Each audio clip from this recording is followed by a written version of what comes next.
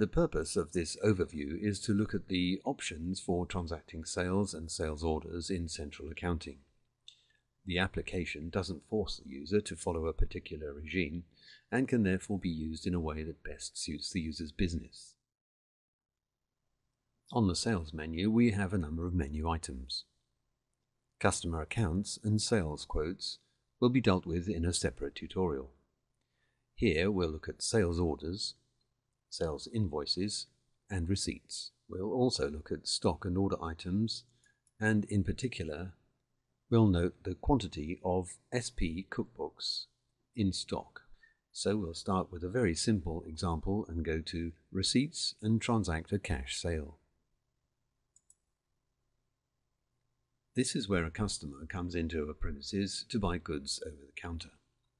So on the Receipts page, we'll click New Cash Sale. The New Cash Sale invoice page opens. The system defaults to a New Cash Sale customer account. We can select which bank account we want the money to be paid into, and in this instance we'll select the till at the front of the shop. There may be a customer reference, but this is unusual for a cash sale. The system defaults to today's date, and the customer type is Standard UK for VAT. We add a new line item, which, as you saw before, will be the SP cookbook. As we start typing, the system selects, and we simply click the drop-down box. The system has called up the unit price, and we enter the quantity that the customer wants to buy. A delivery method in this case is not necessary because the customer wants to take the goods away. We click Save and Send. An invoice or receipt is generated that can be printed or emailed depending on the customer preference. For cash sales, it's been set to print, so we can simply print that and the customer can go away with the goods and the invoice. If we look at sales invoices, we can see that the invoice has been added to the list. Here we should note that we can sort these lists by clicking on the headings. If we look back at receipts, we can see that the last receipt for a cash sale has been entered here as well.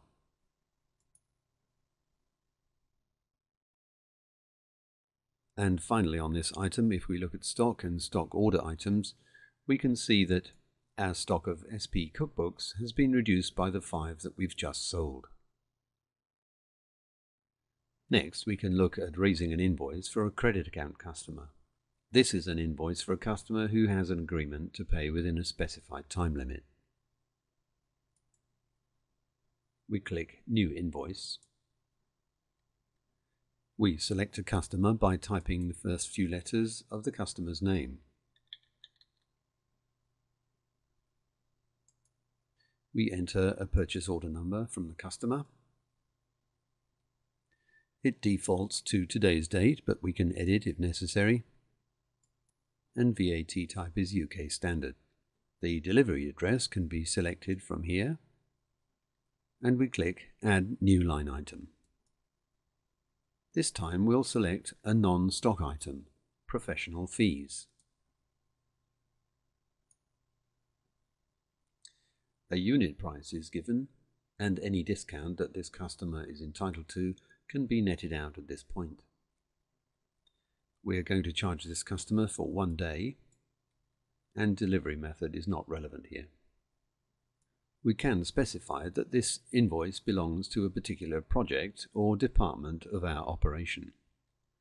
If we click Save and Send at this point, we immediately get our invoice, which can either be printed or emailed to the customer. And as we can see here, the default is to email, which indicates that the customer has expressed a preference. And finally, in this overview, we're going to look at sales orders. We click New Order from the Actions menu. We'll use the same customer as before, a description to identify the order, a customer reference, the delivery address is as before, and click Line Item. we can enter a word from our description. The unit price is called from the database, and we enter the quantity required. Delivery method, courier, and delivery date. We could save and send at this point, but to demonstrate, we'll select this line item, imagining our customer wants to repeat this order on 3 consecutive weeks. So that's the first delivery date and 3 subsequent deliveries. These quantities, delivery methods, and dates can be edited at this stage.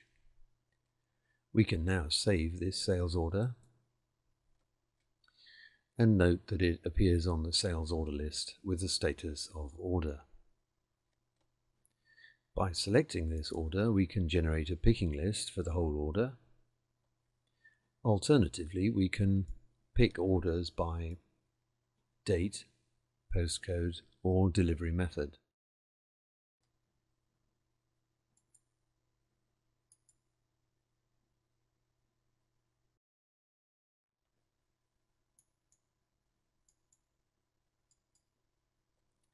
We can then identify which order should be delivered and generate a picking list which can go to the dispatch department. Having picked the goods, if we now go back to our sales order screen and select the order that we want to dispatch, we can create the delivery note and invoice by clicking this action. We can at this point make any alterations that need to be made, then click Dispatch and Invoice. On our sales orders sheet, you can see that the order has been changed in status to partially invoiced. And if we look at the invoice screen and sort by customer, we can see that the invoice appears.